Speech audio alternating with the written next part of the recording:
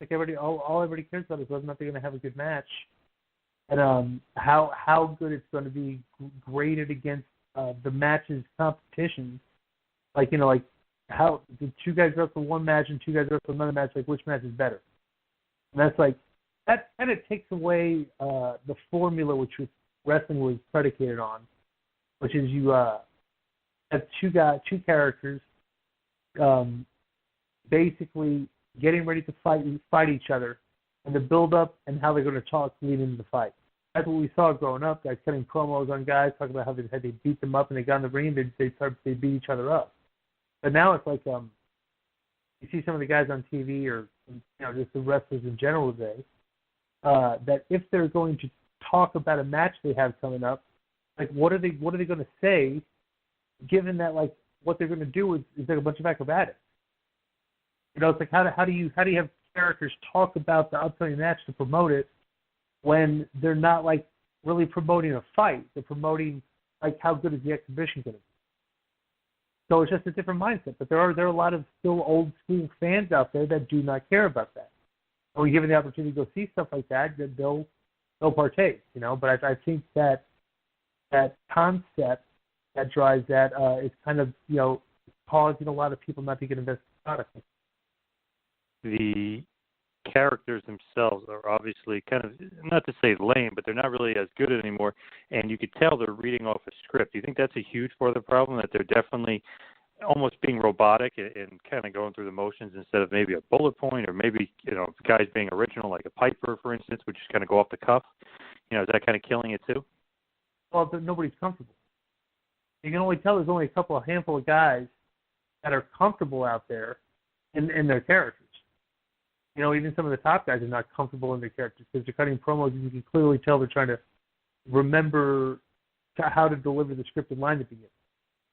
So, obviously, you can point a bunch of things to why it's not working there, but like that to me, that's one of the glaring ones. It just looks like, it comes across as scripted television and not organic at all. It definitely isn't organic, man. It's a perfect term. It's not organic. It just comes off forced, and a lot of them definitely trying to read off a script. Here's the way I equate it. It's like they deliver they're delivering the verbiage, but if it wasn't live, you would have if you were like directing that, you would have been cut. Let's do it again. And then like you're trying to tell them how to do it properly. But the one that's actually getting on TV is the one that you would cut, because they don't look like they were comfortable delivering the line. That's the whole show is like littered with what I call bad acting, like that. So and then they get hurt. That is so true. It does come off like terrible acting, and only a handful of guys, maybe even less, can actually kind of cut a promo, be effective, and make you want to watch the match or be interested. Now, your booking philosophy, your style, the idea that you come up with, I feel like they're always kind of can be sometimes crazy, sometimes off the wall, but then make such perfect sense, and you kind of nail it on the head. How would you kind of describe your booking philosophy? Characters stay true to their characters, and like you always here's a weird thing. It's like, and you can see the way WWE does sometimes, and this is old school booking philosophy. That if you see a lot of bookers, this is how they use the book. Is that they'll have an idea for a match, okay, and it's like a golf course. You'll plant the flag, go 520 yards away, and that's the match. And so then you just write in between how to get there, okay. If you do the whole show like that, I think you're kind of like losing like organic creativity that can come out of things. Because to me, all I've ever thought is I want to see the characters placed in situations where on a weekly basis, and regardless of what matches it leads to, because if you run the stories like this, the matches should lead to matches that mean something. But you put characters in situations where, like if it's Undertaker, the question is, okay, what would Undertaker's character do given what just happened to him? And all you do is just like you have a good feel for the characters on the show, and you answer those questions. That puts stress on another character, and then you ask, okay, what would this character do given what the Undertaker did to him? And just that's how you progress storylines, because you know what the characters would do and how they would act. And it's like that's how, to me, that's easier television to produce because then when you're doing TV like that, when matches do happen, they mean something because you're invested in the progression that this character's taking. So that's always been my philosophy. It's easy, like when you think of it and you say like it's so easy to do, but they're not able to do that. Is there kind of a reason why they're almost not building any stars? Is it ineptitude? Is it on purpose? I'll tell you exactly why. Because we how old are you? I am 36. Okay, you're 30. I'm 51. But you still might have come from a little bit of a generation where, you know, the wrestling we grew up watching is decidedly different than the wrestling that the wrestlers today grew up watching. Right. Okay, wrestlers today, we grew up watching all the best talkers in the history of the professional wrestling business. You know, we grew up watching Flair, Hogan, Macho, Piper, I grew up watching that. So people, you know, wrestlers like me, we were fans of that growing up, and all of us were. We were fans of the promos and stuff like that, our generation of wrestlers. Well, the wrestlers today, you can see by the way they work, they've always just been concerned with just matches. Because most of these guys just mainly wrestled on the independents for so long, did their stuff there. They were like, you know, they didn't really have characters. It was just, you know, indie guys putting good matches on the indies.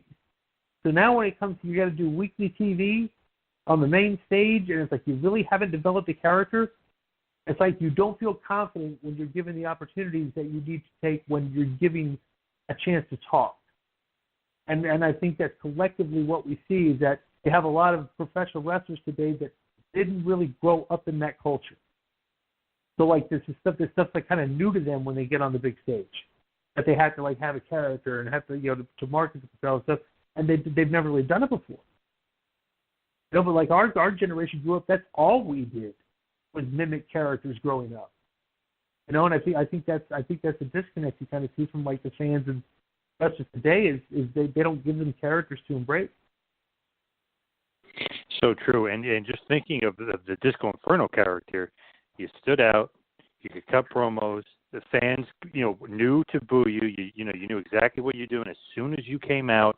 I mean, it was perfect. Even the theme song, the music kind of was perfect. It's such a different era now. I feel like if somebody was given that gimmick, they would totally blow it and would totally come off as like corny or something horrible. They wouldn't know what to do with it. But you, in that era, it was perfect. You knew exactly, you know, how to be a heel.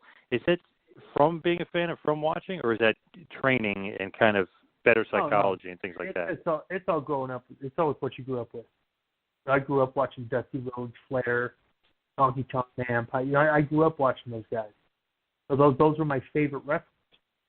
You know, so that's I emulated, like I saw what they did, and like when you just mimic their mannerisms and the psychology of what they do, or why they do things, and you just you learn from watching their stuff, and it becomes easier becoming a character, because all you have to do is just, you know, find spots where there's time to entertain people. You know, whatever you do, that's your artistic expression and stuff, but like that's all those guys would do. You know, they're very basic skilled. They didn't do a whole hell of a lot of stuff, but like just watch the way they knew how to manipulate the crowd. And it's like that's how I learned how to be a professional wrestler, by watching them.